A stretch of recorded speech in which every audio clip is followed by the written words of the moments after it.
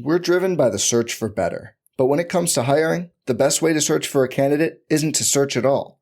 Don't search, match with Indeed. Indeed is your matching and hiring platform with over 350 million global monthly visitors, according to Indeed data, and a matching engine that helps you find quality candidates fast. Leveraging over 140 million qualifications and preferences every day, Indeed's matching engine is constantly learning from your preferences. Join more than 3.5 million businesses worldwide that use Indeed to hire great talent fast. And listeners of this show will get a $75 sponsored job credit to get your jobs more visibility at Indeed.com/Blue Wire. Just go to Indeed.com/Blue Wire right now and support our show by saying you heard about Indeed on this podcast. Indeed.com/Blue Wire. Terms and conditions apply. Need to hire? You need Indeed.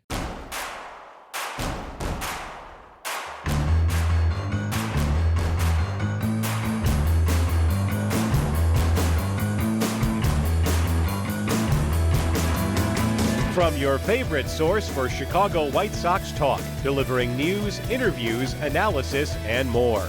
This is the Sox Machine Podcast with your hosts, Jim Margulis, James Fegan, and Josh Nelson. Thanks, Rob, and welcome to a new episode of Sox Machine Live. I'm your host, Josh Nelson, alongside Jim Margulis, the managing editor of SoxMachine.com, and James Fegan, our trustworthy beat reporter down in Arizona, still at White Sox spring training camp as we are live on Thursday night, February 22nd, 2024. It is important to point out that date because this is our fourth podcast this week, just because the news for the Chicago White Sox, especially in the South Loop, something gets updated every single day, it seems like, especially on Monday and on Tuesday. And then, of course, yesterday, Jerry Reinsdorf has a lunch with Crane Chicago, and we get more insight from Jerry Reinsdorf. We'll talk about that in a moment here, but there's camp news from James as he's got some injury updates to White Sox pitchers. And the White Sox have a new mentality. They're going to play fast in 2024. We'll explain that later in the show. But I want to start off with this point, Jim, and you wrote about this on SoxMachine.com, and it's this whole idea about the South Loop plans and how Jerry Reinsdorf is going back to some tactics that worked for him in the late 80s and going back to that playbook in order to get a new stadium. Again, thanks to Cranes, we now know that Project 78 is not a $1.2 billion project. No, it is a $4 billion project. But what caught the attention most from White Sox fans, and especially for me, is this comment that Jerry Reinsdorf told Crane Chicago. And he was listing off three reasons why the White Sox need to move to the South Loop. And this quote especially, I think, is going to haunt, especially the Chicago White Sox marketing and sales staff.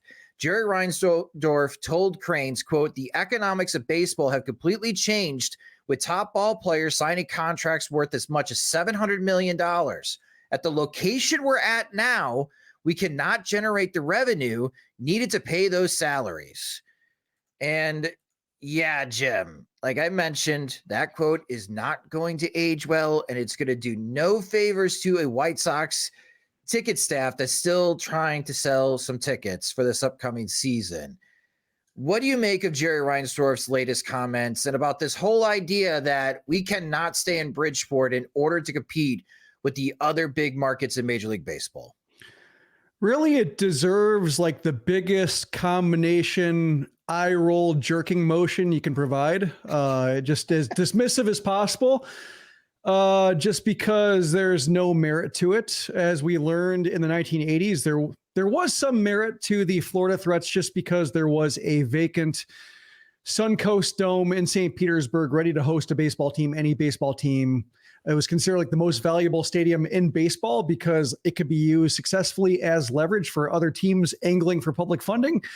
So, yeah, even if Reinsdorf later admitted to Cigar Aficionado that he was not interested in actually moving there so much, he might have if like that was the best deal by far. But since the White Sox ponied up, like he was happy to stay around. He didn't really want to move to Florida if he didn't have to.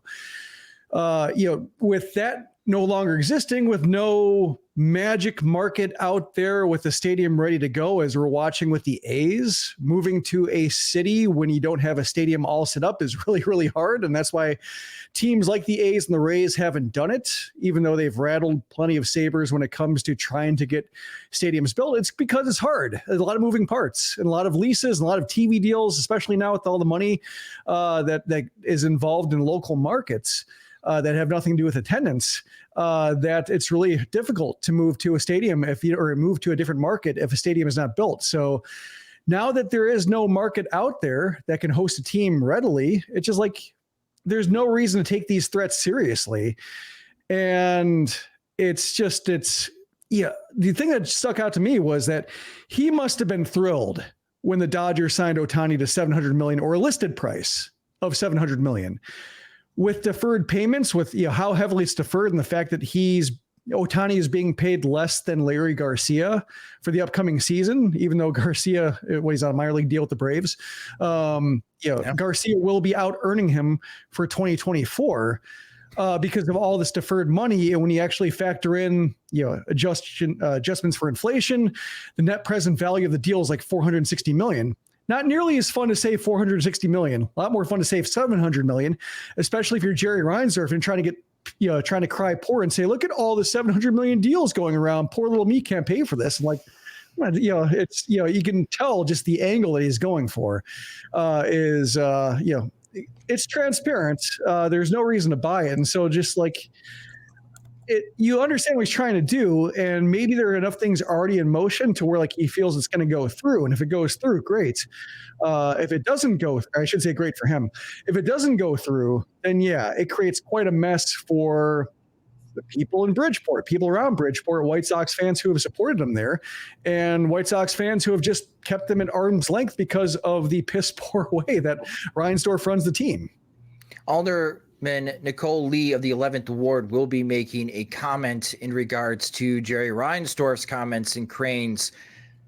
It's supposed to be supporting Bridgeport and making a stand for Bridgeport and advocating that, yes, Bridgeport could handle the same type of development that is planned for the South Loop.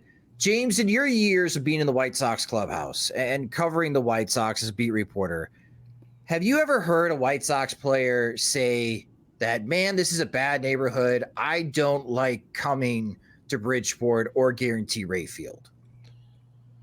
I can't remember it being like a central talking point at any point. I've definitely had conversations with players that made me think that they probably got very that their view of the world was shaped by reportings of Irving crime to some degree. But as far as like feeling like endangered at home, I think the only conversation that comes to mind is the night of the shooting and just them being weirded out and not really understanding what's going on, which was more like, this is strange, or I didn't know it was happening, or it was weird, more than like they specifically feared for their lives in some specific way. Yeah, I guess, Jim, on to that point, are you surprised that hasn't been brought up yet? I mean, some people are speculating in the Sox Machine comments and social media. Maybe we're waiting. Maybe he's holding that ace up the sleeve. Jerry Reinsdorf is going to refer to these shootings at some point as another excuse why he can't have his baseball team in Bridgeport. I'm picturing like him sending out shooters to like stage it instead of who did JR shoot? By way of somebody else. You can really just, with how cynical he's being and how, whether it's arrogance, laziness, or just like the sheer bubble, the size of the bubble he's in, to where like he thinks people will buy that, like he knows how to run a baseball team correctly in the 2020s and nobody else gets it. And the wins and losses are because of who knows what, because, he says he spent too much on last year's team and all went sideways, but there's also nothing wrong with the way the team's being run, even though they just lost 101 games. So there are a whole lot of things, it's impossible to square the circle. But if you're Reinsdorf and you don't care about that, and you have no cognitive dissonance that gets in the way of what you're saying, then, it's not on him to make sense. if he doesn't make sense, that's your problem. And he's just going to go about saying what he needs to say in order to try to put some gears in motion. But yeah, it just, with how cynical he's being about it, it inspires fans and media to be as cynical in return, because like if he's being a jerk to you, then it's just like, well, I'm not going to be there. There's no way he's not going to pull anything over on me. So now it's my time to be super suspicious. So yeah, I can just see this being like a really unpleasant, circular, cyclical discussion of just one-upsmanship when it comes to just like how cynical and sarcastic and jaded can we be? I guess my last comment about Bridgeport and Jerry Reinsdorf wanting to leave Bridgeport, because that part I do believe, Jim. Out of the three things, I do believe that Jerry Reinsdorf believes that he can't win in Bridgeport. Like, I believe he believes in that comment, if that makes sense. And I don't agree with him. I don't, because if the White Sox move because of the overflow from Chinatown, as that area has expanded greatly and has already taken a big chunk of Bridgeport, you move out of Bridgeport at 35th and Shields and you sell those parking lots, they're going to be developed. And the funny thing is, Jim, in a decade, you could have a similar ballpark village that we experienced in Cincinnati for the road trip. Again, you couldn't make it because of COVID. But yeah, thanks for reminding me. Yeah, sorry about that. But you'll have that. You'll have condos and restaurants and storefronts right by an empty ballpark. It's going to happen because the neighborhood needs it, because it continues to grow in population. So, yeah, this is just not a smart business idea. Like, if you had a new stadium to move into the South Loop, right, then go ahead and burn the bridge with Bridgeport. You got to be there for the next 3 to 5 years. Why would you piss off everybody in your backyard before you leave? Yeah. Like, I just don't think that's good business. And why isn't there development? It's because Reinsdorf didn't want any. He wanted all of the parking lot. So it's like he's identifying all of the ways he screwed up with the decisions he made along the way with all of the public handout he got the last time.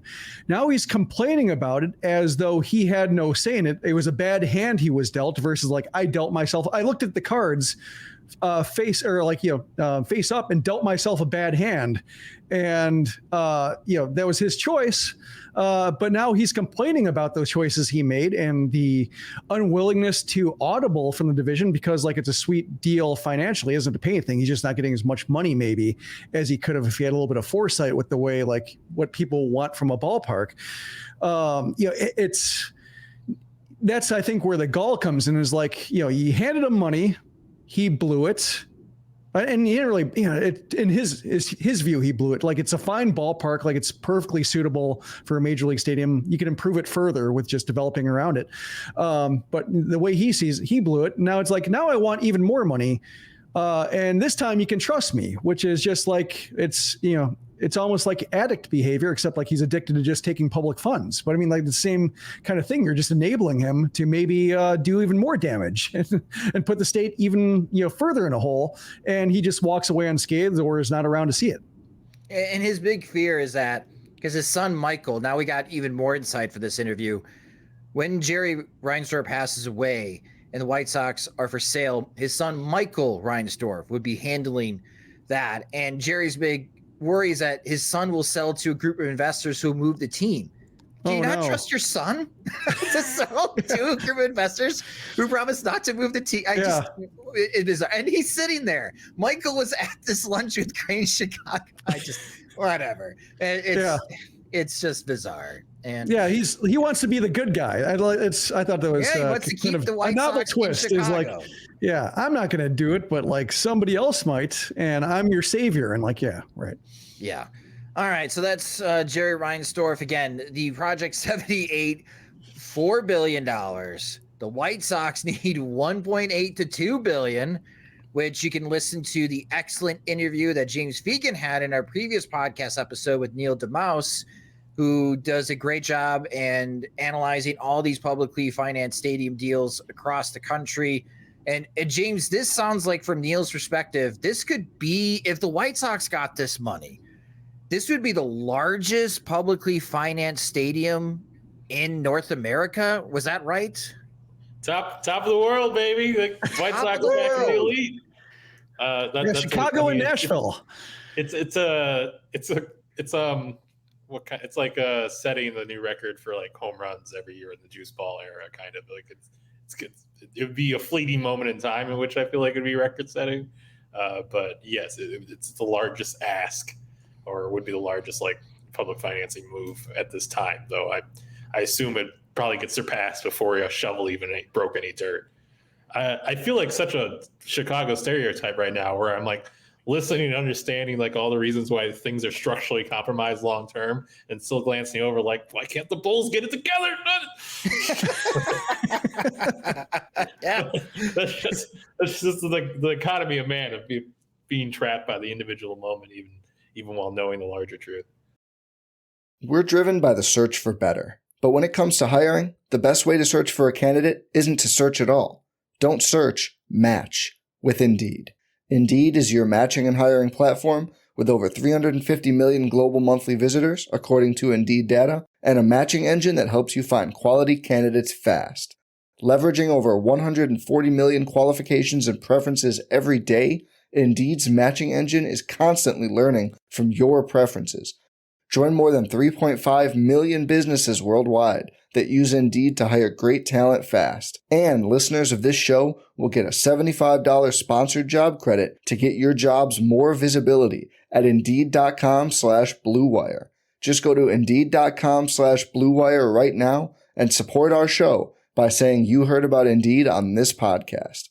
Indeed.com/Blue Wire. Terms and conditions apply. Need to hire? You need Indeed. I'm Benjamin Hall, Fox News correspondent and New York Times best-selling author. Join me for my brand new podcast, Searching for Heroes. Make sure you subscribe to this series wherever you download podcasts and leave a rating and review. Yes. Well, all right. So there's Jerry Reinsdorf, and while he makes us angry, I appreciate Pedro Grifol because he's going to make us laugh. The Chicago White Sox, folks. Hey man, Pedro Grifol. They got us a new slogan. They're going to play fast. And thanks to James Fegan and his investigative reporting, we have learned that FAST is an acronym, and it stands for Fearless, Aggressive, Selfless, and Technically Sound. So maybe it's FAST instead of just fast. But yes, the White Sox are going to play fast in 2024. James, clue us in here. What is the purpose of this acronym? What's the purpose of any acronym, Josh? It's one, he made it an acronym because he didn't want. I mean, I think he had this larger idea for how he wanted the team to play and how he wants to kind of like make their standards or goals easily accessible and quickly understood. But he amusingly presented it as he's saying playing fast and he's standing next to Martin Maldonado. And it's like, all right, I don't mean it like that. Like, you're not excluded from it. But the idea, Earmuffs. he's in this corner of like Maldonado and Vaughn's lockers right there, and just like a little bit like, what are we supposed to do? But he's just saying like it's technically proficient, and you know the game slows down the more mistakes and lack of focus you have, and so he wants them to be kind of just snapping to it at every moment. And it's kind of a continuation of what he said last year with like how he wanted his spring days to not have any extra fat and be very like everybody going to the next thing and not just like lingering for their like this long period of time. We're still out there till like 2 p.m. a lot of the days during practice, but it's kind of reformulation or like streamlining a lot of things he was saying last season. But it's now there's signs up in the clubhouse and, you know, on the little walkway where it's almost like positioned, like play like a champion type of way. I was talking to like Nicky Lopez about it today, just because I assumed like he's more used to Grifol and like has intoned this before. And he seemed a little bit like, he wasn't like rah about it, but he's just like, yeah, you know, this is how he presents things.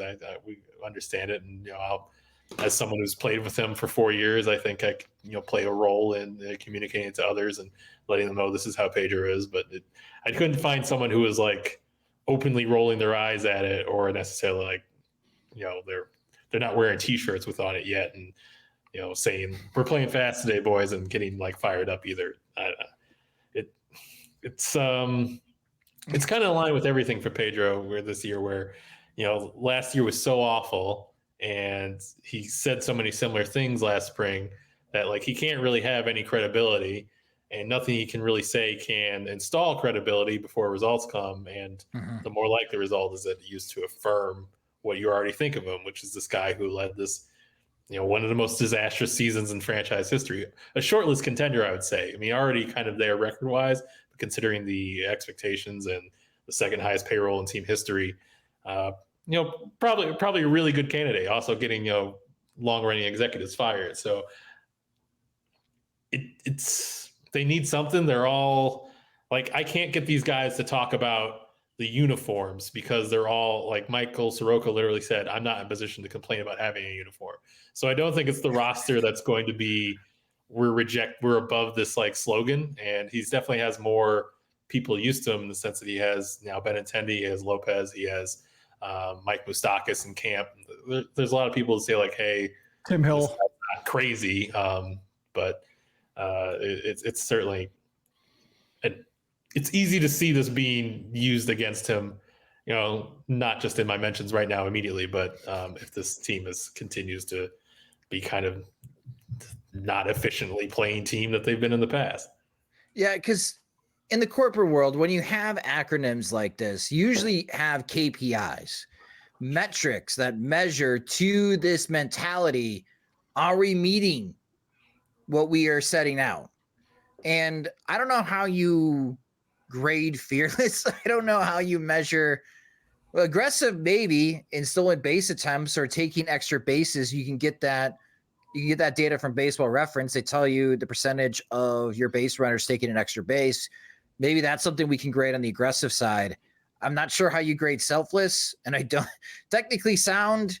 I don't know if that is aimed for Oscar Colas, Jim. I read that. I will say he's definitely grading this in a way. Like, we were talking today, and he showed me these charts in his office, and one of them was like this, like color-coded, like categorized list of all things that he considers wins from their practice, which has been entirely inter squad, and the other one has been this list of losses, which is far smaller and only one page, whereas the wins was like double-sided and I think about up to 3 pages. But he's grading in some way. It's not like numerical in some way that can be appreciated.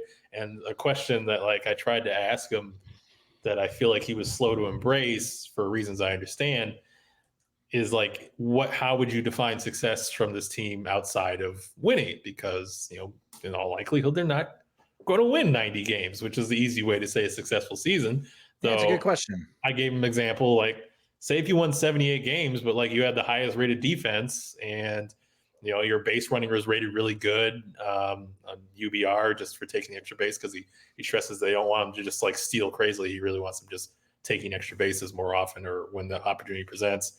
And, you pitch pretty good and you defend really well, but like you just didn't hit. And we knew that there wasn't a ton of hitting on this team. And I don't think anyone would say like, man, Pedro biffed it. He failed. Get rid of him if that was the team. Like, yeah, they played sharper. But, it's going to be hard to say hold this team, especially for people on the ground. Like Pedro doesn't sign players that can't hold Pedro accountable for the budget. I wouldn't blame him if this team only won 77 games. I think we'd probably all think he did a great job, unless they somehow won 7 games by out-talenting people in a really ugly fashion, which I don't know how you do that with their current roster, but say they did that. But he was reticent to embrace anything other than winning. And I get that from the sense that he doesn't feel like he can put any public message out there to his team that's like, let's win 75 games, but do it in snappy fashion. But I think it's probably a healthier way to look at the team, or certainly to analyze him. I think if Pedro Grifol's being a success depends on them winning 90 games, then I don't know, he might get fired at the end of the year. Whereas I think of they play the style of ball he's been espousing for 2 springs now, that I think it'd be a little bit harder to come down on him as hard or make fun of his slogans quite as easily, even if every slogan is pretty easy to make fun of. Well, I mean, James asked a good question, Jim, to Pedro. Like, how would you grade yourself outside of wins and losses? This kind of harkens back a conversation that we had when we were covering Ricky Renteria and the 2019 White Sox. Like, we knew the White Sox were not going to be good that season. We had to grade that team on a curve and grade them on other facets. And I think we came away pleasantly surprised, like, who's your core? And at that time, we thought the White Sox discovered their core. Like, Lucas Giolito took a huge step forward. Eloy had a big rookie season. The arrow was definitely pointing up after the 2019 season, even though there weren't a lot of wins. I guess, what are the first metrics that come to mind for you, Jim, in order to grade Pedro Grifol outside of wins and losses to suggest that, yes, he's getting through to these guys and they're showing meaningful improvement? My metric would be how many times he used the fan murdering tag on Sox Machine game recaps, because that was a prominent feature of them. Just how many times I imagine fans going to games and being like, what the hell am I even watching? That's quantitative too. Yeah.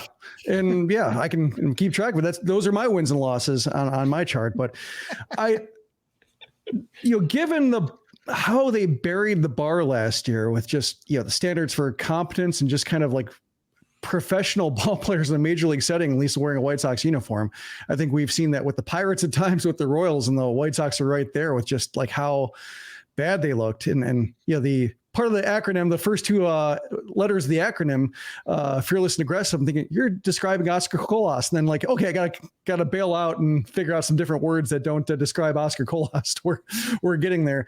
But I think, as James mentioned, like if you get there with pitching and defense of 78 wins, that's probably like pretty watchable, because you're not having a whole lot of like messy slugfest or 10-8 and 5 errors, winning or losing with that number going nuts. It's probably games like 3-2, 4-1, 1 big homer, and then like good run prevention the rest of the way. And I think if you can just, I guess, set like a style of play that just, you don't expect disaster when you see a pop up in the infield and 2 infielders figuring out how to call for it, or, wondering like, seeing a guy rounding second and being like, he's going to get third. Will this turn into an inside the park homer because, Gavin Sheets or Colas is still chasing the ball around the right field corner because they took the wrong read on it. I think there are a whole lot of ways they can just like aesthetically watch the White Sox this year and say like, okay, they figured some things out, or at least they identified what they didn't have last year and they overcorrected it maybe by getting like a Paul DeYoung who might not hit, or Nicky Lopez, who's not going to do a whole lot offensively. And, they're still trying to figure out right field. Probably Dominic Fletcher could be okay, but at least they removed the right things when it came to their defense. Now they have to figure out like how to reintroduce offense at points. But I think that's going to be how I'm grading them, is run prevention, since they stress that so much. If they, give up 850 runs again, I'm going to say like, well, what was this all for? Because you just punted on offensive upside and did nothing for run prevention. And so like that accomplished nothing. So probably runs allowed is where I'm going to look first, and then try to figure out, the other component of that. Cause that's kind of the way Chris Getz went about the off season, was, kind of similar priorities, same order of operations. Yeah. For those that are not watching, if you're listening to the audio version, I'm a bobblehead right now, nodding along with Jim about the run allowed category, especially when you look at the standings. The White Sox in 2023 allowed 841 runs, which is well over allowing 5 or more runs per game. Cutting that down to 730 is allowing 4.5 runs per game. And I think that is a good target, James, because one, if you can get that, if you can knock off 112 runs that you allowed from the previous season, that's progress, because I'm going to assume a lot of that run prevention is coming from the defense, because as we hear from you in a moment, when we talk about your notes from spring training camp, the White Sox are already dealing with some nagging injuries on the pitching front before the season even starts, before even spring training games start. We know that the talent is not going to be overall great on the pitching side for the White Sox, and eventually we do think they're going to be trading Dylan Cease during the season. But if Pedro Grifol through F.A.S.T can get this team to focus on the run prevention side and play better defense, I'm with Jim. If they allow 730 or fewer runs this season, that will translate to a 10-plus win improvement from 2023 to 2024. And at least the White Sox then are stepping into a direction of winning baseball. Yeah, I mean, their position player side, like, doesn't have enough young guys on there where if their defense, like, played really well, I would, like, inherently give credit to F.A.S.T. Like, it's probably like 28-year-old Nicky Lopez played a good second base already. Yeah, good point. A good pat on the butt. One issue with the pitching side, beyond me reeling off all the people who are grievously hurt in a second, is that they're taking so many, like, such a high volume of reclamation projects. Like, just their starting rotation, Soroka, Flexen, even Kopech, you could probably put them in there, are, like, at this point guys who are like, projection wouldn't tell you this is a good pitcher, but the talent and past success says it's worth a try with Bannister and Katz, who now has more support because Bannister's there, and given the low investment cost with guys like Soroka or Flexen or the bullpen with giving a try to Knebel, if this was last year and this is like, hey, Corey Knebel off shoulder capsule surgery is going to be our closer, you would be like, that's a little risk heavy for a team that's supposed to win it all. But for a team like this to get that kind of guy on NRI, we think like, wow, if it works, great. And if not, like, well, he had a torn shoulder capsule. That makes sense that he's not good anymore. We don't remember John Danks.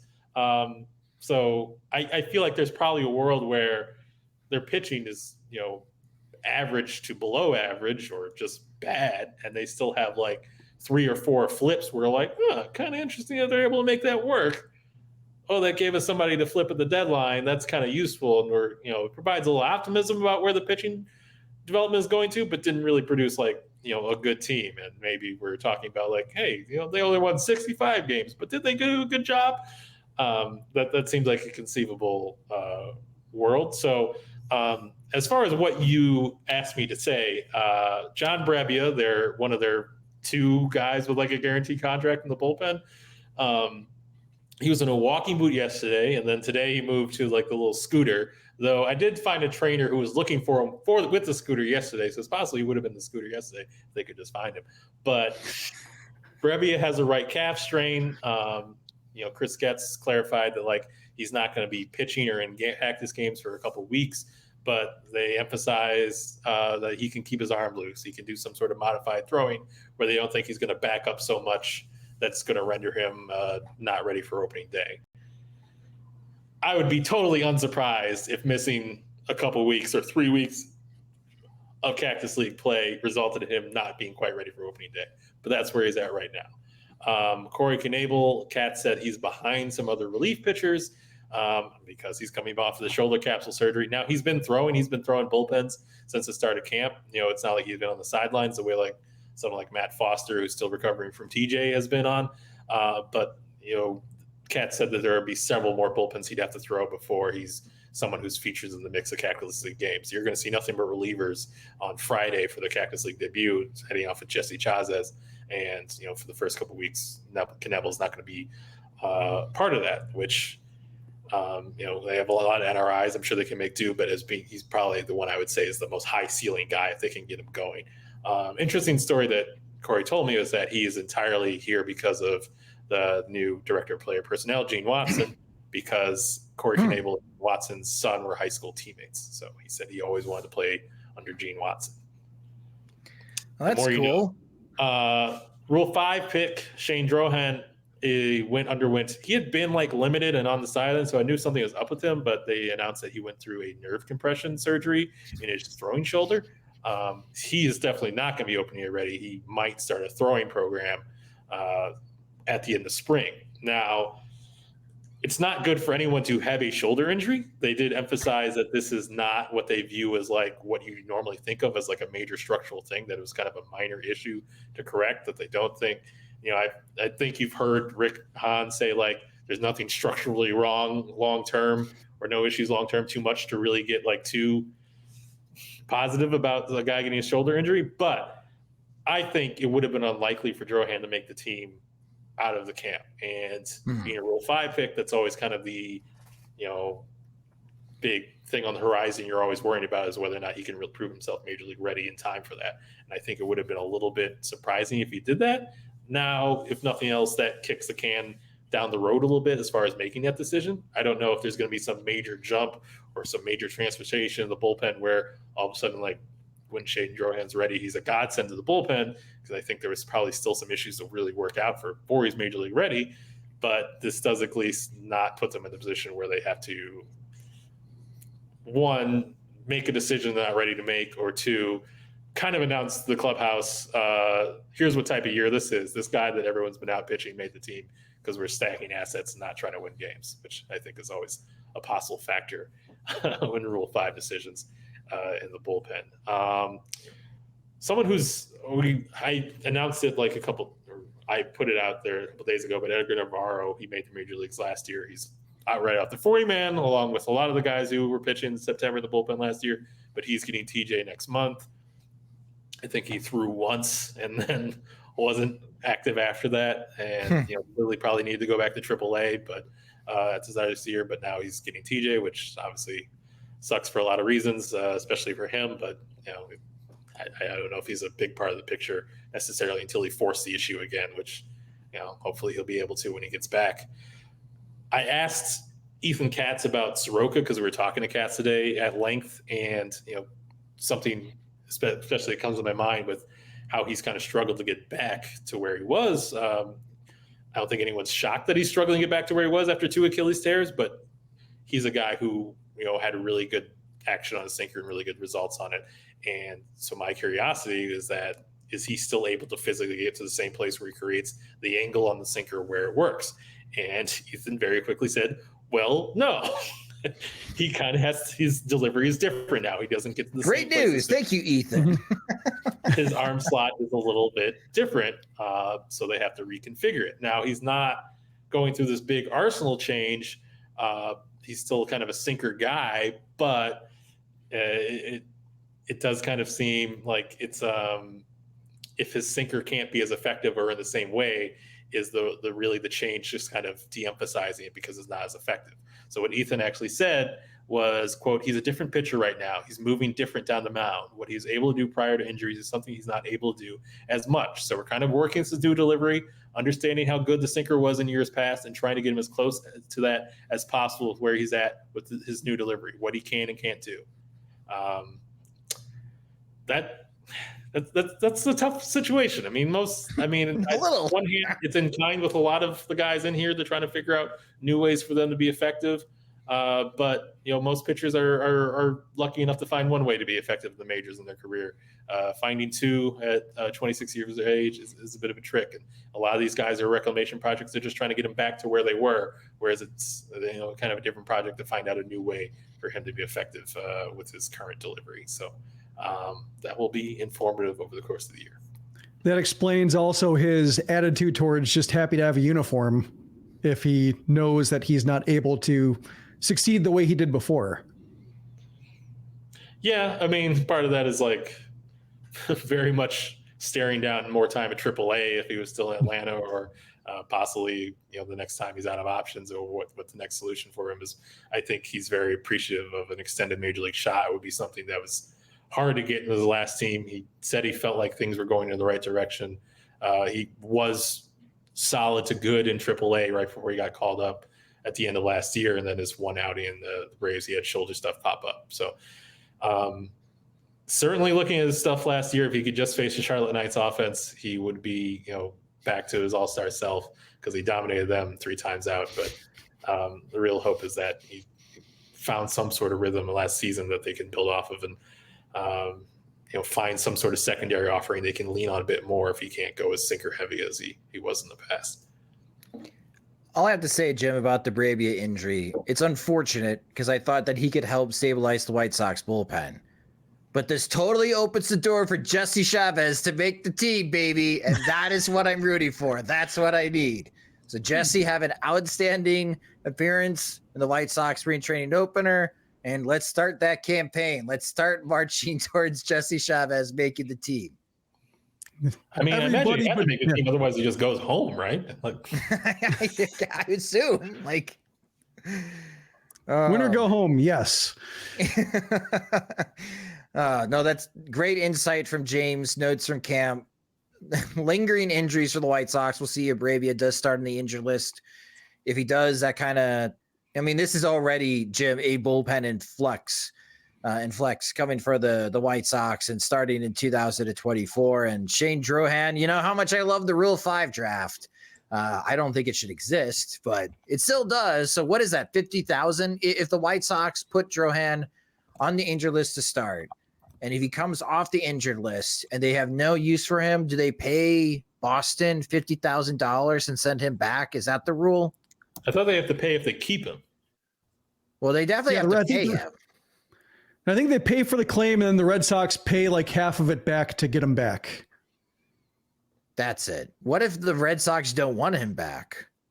It's possible. Like, especially if he's, has a shoulder issue to deal with. But it does give the White Sox a little time to, like, have an extended spring training, like kind of draw that out a little bit, have a rehab stint in AAA, see how his stuff is faring there. If he's pitching for Charlotte like he did with Worcester last year, then there really is no point in calling him up, and they'll know what they have. I think it's just if they had to, like, it's a better position for them to be in versus, like, having an okay spring and then being like, do we call him up or do we let him go, or what exactly do we have here? So they should get a pretty accurate read on him if they do take advantage of, like, all of the rehab time they have to get him up to speed.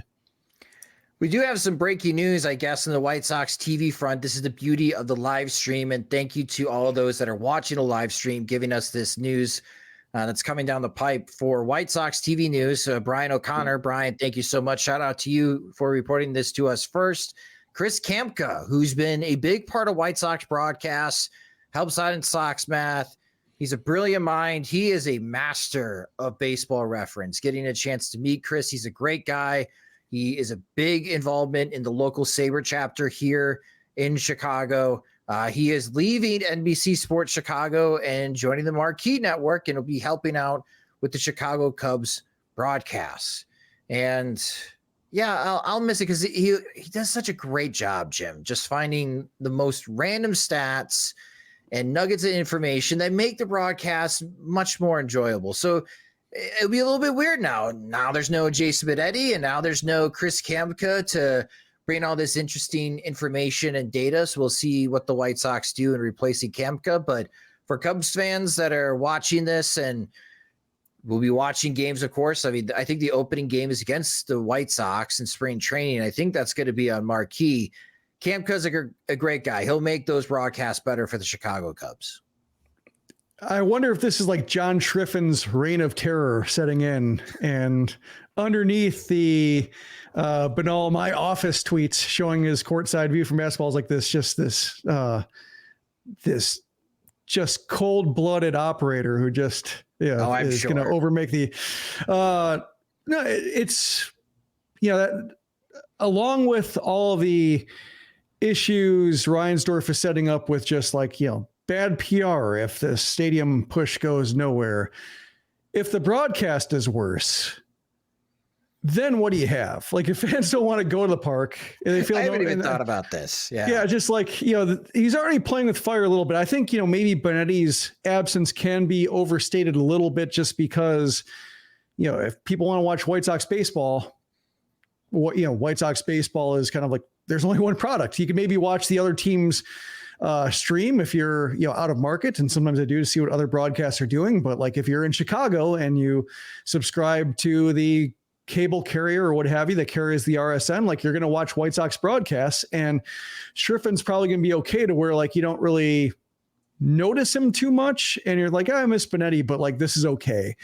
and the viewers who will be there. Because I mean, the White Sox, their TV ratings start with a 0. So I'm guessing that's like how maybe Brooks, Boyer, and Reinsdorf like justified to themselves, like, oh, what do you have to lose? If nobody's tuning in anyway, like we can get rid of a guy whose humor we don't like or somebody we butted heads with too much to really care. And John Triffin will do the job. But if it happens to be like another awkward pairing with Steve Stone to where like Stone doesn't warm up to him and there's just a lot of awkward silences, and now you have like Kamka, who was very good at making the broadcast interactive from, the online side and from the research side, you could have like a lot of just dead air and Triffin not, kind of being from out of town and not understanding, the mood White Sox fans will bring to a broadcast and will interpret some things. Like Benetti was good at like introducing something and then saying like, well, I know fans might say this, but like kind of already jumping ahead of the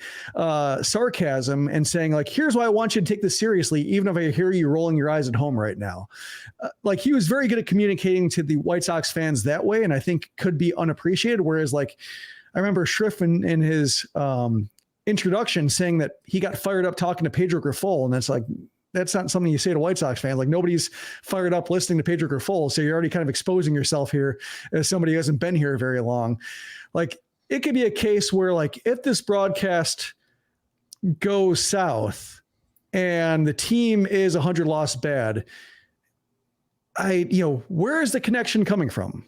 Like, where is the outreach? Where is, how do fans who are already like thinking like, do I give this, team too much of my time? Like, it's, I think they're playing with fire a little bit, just if they do disconnect themselves further from like White Sox fans who tune in against everything, saying like, there's no reason I should. Well, I wish the best to Chris Kamka. He's also got a family. He's got young kids. So maybe this is a better opportunity for him joining Marquee, make a little bit more money. Wish him the best. He does a fantastic job and he brings a lot, especially to the baseball data community. And again, like I said, he'll make those Cub broadcasts a lot better. James, have you met the new guy? Have you met the new White Sox TV play-by-play? Not really. He's been around. He's talking to other people a lot. I don't know what to say to him. I don't know if I have to explain what website I work for. He's very tall. Tall dude. Is Steve Stone tall? He looks tall and athletic. He looks projectable. It is very important to watch your home broadcast though, because then you might be in some situation where the fans are complaining to you about the team not being a no doubles defense, and you can't understand why that would be a complaint about the situation, and then that winds up being like the last thing you ever report before you're laid off. Bringing back those bad memories. But hey, you're here. We're happy to have you. And I think there's going to be a certain section of baseball fans for this next topic. They're going to be happy to see this. And James, we need your reporting from the ground. Let's talk about these see-through pants that Major League Baseball is currently applying right now. And very evident for some teams, especially if they wear white. And it's gotten so much of an outcry. Like even Jeff Passett of ESPN, along with Jesse Rogers, are like, and when they write columns about this and calling out Major League Baseball about the new uniforms, it definitely grabs attention because they have millions of followers and they're getting millions of impressions. And the players from other organizations have been complaining about them. Again, are these bad? Like the first spring training game is on Friday, tomorrow, for the White Sox. Are we expecting to see just awful plain uniforms? Like the lettering looks weird and it looks like small and it makes it look like a replica. Yeah. I think like Vaughn was even like, because he was one of the few people who had like enough tenure that I thought he had an opinion on. He's like, well, it is more breathable. It looks like it has all these holes. So like the fabric that they did, like it's functionally, I think, serves the purpose that, or might serve some of the purpose that they have designed for it. But it seems like they sacrificed it in terms of look because it's so much thinner. It just can't support the same level of detail that we're used to seeing and associate with what makes a Major League Baseball uniform look official. The White Sox have only worn really gray pants in camp. Like, I guess they put on the white ones for photo day, but I didn't see much of that. I certainly didn't see as much as we saw of like Casey Schmidt, for example. 2-0 count. So I haven't seen those issues. I did hear a player talking about how there were like buttons on the back of the pants in a way that they thought was going to be an issue sliding, but there obviously hasn't been a ton of sliding yet. And it was also like a pitcher who was saying it, so he's a little bit like, "Oh, it sucks for them." So it wasn't something that he was going to have to deal with. So I think a continual slow motion disaster, or I mean, God help them if like it doesn't functionally work either, because like that's literally like all it has is it's supposed to be light and breathable and you can move around in it, because it just doesn't look, it doesn't have this like, this is a far more expensive item than I have in my home type of look and feel to it that Major League jerseys have. So yeah, I'm a little bit worried about it. I will say that when I was in the scrum with Pedro, like he walked out because we were all waiting around for the manager to talk at the end of the day. And so I'm on Twitter and I have this like, I have Twitter call up my phone and I shove it in my pocket. And this tweet that it was like right on was somebody had queued up like this shot of like the see-through pants to a loop of Flanders saying, "It feels like I'm wearing nothing at all."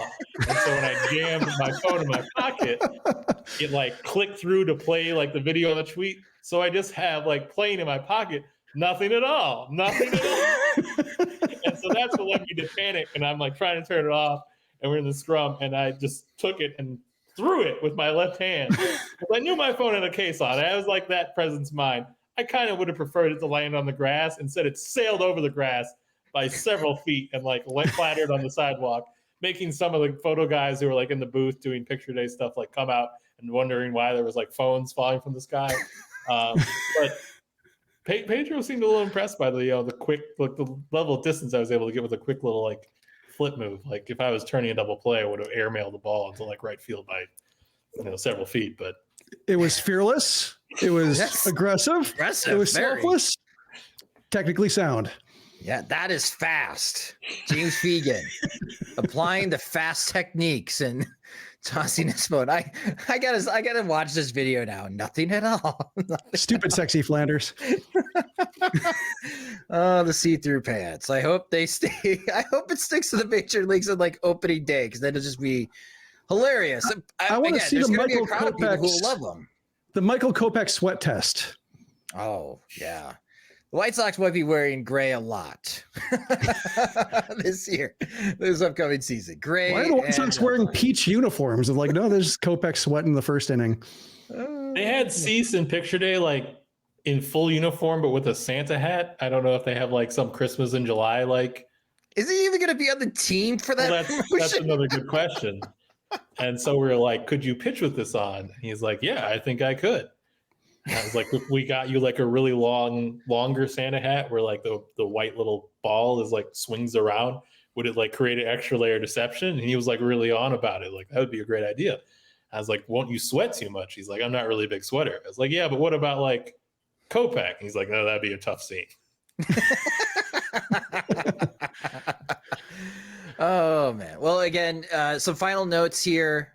Old friend, now officially Tim Anderson signing with the Miami Marlins for a 1-year, $5 million contract. The expectation is that Anderson will be the starting shortstop for the Miami Marlins, along with also old friend Jake Berger on the left side of that infield. We'll see how the defense works for the Miami Marlins. I've got a feeling, Jim, as we saw like with Jake Berger in the trade to Miami, yeah, when he was with the White Sox, we kind of forgave the lack of contact and the being overly aggressive with the huge strikeout amount, because when he did make contact, huge home run power. I mean, he was the one providing the home run power for the White Sox for a bit, and then Luis Robert caught up with him. And then he goes to Miami and he becomes more of a complete hitter. And I've just got this feeling now with this new front office for the Marlins, like I'm expecting Tim Anderson to hit 300 for the Marlins. Now, the on-base percentage probably won't be great, And I'm not expecting a high slugging percentage. And yes, those on Twitter, I'm not expecting improvement on defense.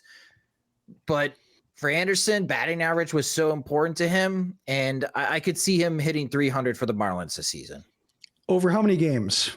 Let's say 100. He plays 100 games. Okay, like that'd be my question. Just as I wrote, like I'm really looking at games played because that'll tell you how well he's doing. There's no incentive for Skip Schumacher to like stick with him if need be. Right. Like there's no, he doesn't have any of the credibility or the gravitas in the clubhouse to where Grifol felt the need to put him at the top of the order no matter what. And then like his big demotion was knocking him down to second and still playing him as often as possible at shortstop. Just, and that's where he got, part of the reputation of being afraid to manage veterans, just with, how bad does it have to get for Anderson to lose his job? And just, there was never an answer to that because he just got hurt. That was the only way he was out. So, that's kind of, just how his legs have not been able to support him and the style of play he needs to be able to pull off in order to create value, because it's a very specific, hard way to make a living with, based on batting average and balls in play, running the bases well, turning singles into doubles, stealing bases, the occasional homer on some mistake pitches, and some being able to flip the ball out to right field when the wind's blowing that way. Like the field should open up for him in Miami, like a bigger playing surface to maybe restore some batting average. But like, I'm really I wonder about his legs and just, can he be healthy? So, I think it's a good deal for him. It's probably not the salary he envisioned, but getting a chance to prove himself as an everyday shortstop for a team that has designs on contending is a pretty good situation for him to land into, all things considered. And James, to follow what Jim brought up, like with the injuries, is that what Anderson referred to when he spoke about his struggles last year at the plate? Was it simply just because he was hurt that he suffered that lower half injury early in the season?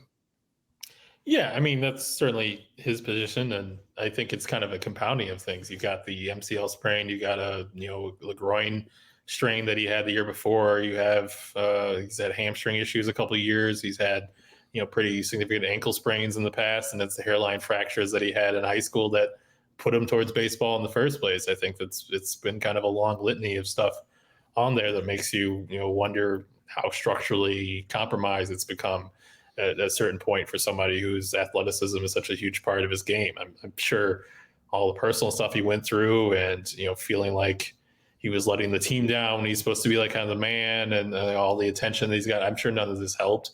I'm sure there are other reasons why it's been more difficult for him, but yeah, I think the pretty cut and dry thing is that, I think Jim's right on as far as like games played is a big bellwether for him. And something that he said a lot before and a little bit after he got hurt was that he recognized that the way he played and the way he had success, kind of very bat speed and athleticism based with his, his approach at the plate, couldn't last forever. He knew that those days were ending. He kept saying like all last year, like my plate discipline has to take a step up. Like that's how I'm going to have like more years that are productive after my 30s. He knew that. He already saw that the sun was a little bit setting on, the Pippin days that he had. So I think that was already kind of an acknowledgement that things are slowing down, and it'd be interesting if this new season, if this being healthy gives him a chance to maybe lock that in some way that we never really got to see because he just wasn't physically right enough to do it. Well, the Chicago White Sox will be visiting the Miami Marlins this year, 4th of July weekend. They're there July 5th through the 7th. Let's see if Tim Anderson is still on the field for the Marlins. We'll see if Jake Berger is still on the field for the Marlins against their old team, the Chicago White Sox. But we'll have that reunion about halfway through the 2024 Major League Baseball season. But that will do it for this episode of Sox Machine Live. Thank you guys so much for watching the live stream. And for those that are listening to the podcast version, you can watch a future Sox Machine Live on the live stream. If you subscribe to our YouTube channel at youtube.com/SoxMachine, for those that are watching for the first time, if you haven't subscribed to the YouTube channel, please do so. It'll help us greatly. If you don't get a chance to watch the video, or maybe you don't have time to see us, you just want to hear us, you can subscribe to the Sox Machine podcast wherever you listen to podcasts, such as Spotify and Apple Music. And of course, you can follow us on social media. We're on Twitter, we're on Instagram, Threads, Blue Sky. You can follow us at Sox Machine. You can follow me at SoxMachine_Josh. You can follow James at JR Fegan. And of course, everything that we're doing at Sox Machine, especially this month, fantastic feedback. Thank you guys so much. I know we've been producing a lot of content, and that was one of the feedback items, is like, so much great content, it's hard for me to catch up. And I will just say, deal with it, because that's how we're approaching this upcoming 2024 season. And we have had an overwhelming support so far, Jim. And for those that haven't supported us yet, to gain full access, they can sign up at patreon.com/SoxMachine with monthly plans starting at $5. But yeah, Jim, it's been great to see the instant support that we've gotten thanks to James coming on board. Yeah, it's a good problem to have when you have too much, and like, you know, the podcasts of just like news coming and, oh, here's a guest we can talk to. Here, somebody said, yeah, I'll be happy to share my knowledge about that. And I will say with the podcast, like, it's fun to, you know, listen to the interviews with Justin Lawrence and Neil DeMouse from like somebody who does not live in Illinois, does not live in Chicago, is kind of catching up as I go with what the cities and states' finances are, and then, you know, not having any input on the podcast, listening to them as a listener and being like, coming away better for it. So nice job on those episodes. And yeah, thanks to everybody who supported us. I will be sending out, once we have some breathing room, I will be sending out a reminder for those subscribing to the $2 and $3 tiers that we will be making stuff exclusive to the $5 tiers some point in March. So just waiting for a gap in order to make sure that message is seen and not overwhelmed by new messages about a new podcast episode we have because some news story broke and we need to talk to somebody. And we do have additional tiers as well. We have the $10 a month tier, so that involves the P.O. Sox mailbag. You also get 20% off store purchases. We also have the $25 a month tier, which earlier this week, James and I held a informal Zoom call with our $25 a month supporters on patreon.com. That was a lot of fun. We talked for more than an hour on what's been going on with White Sox spring training. Very interactive. So again, if you enjoy our work and you want full access, monthly support starts at $5 a month. If you want more, there's an opportunity to get more. Sign up at patreon.com/SoxMachine. And one last promotion, don't forget, we have our live podcast co-hosted with our friends from the 108 at the Remova Theater on Wednesday night, March 27th, opening day eve. Jim bought his plane tickets, so he'll be there. James will be there. We'll have more guests as well as we get ramped up for opening day in 2024. Tickets are just $23, and you can purchase them at removachicago.com. Sox Machine Podcast is a production of SoxMachine.com. You're on for all things Chicago White Sox baseball. Alongside Jim Margulis and James Fegan, I'm Josh Nelson. Thanks for watching and listening.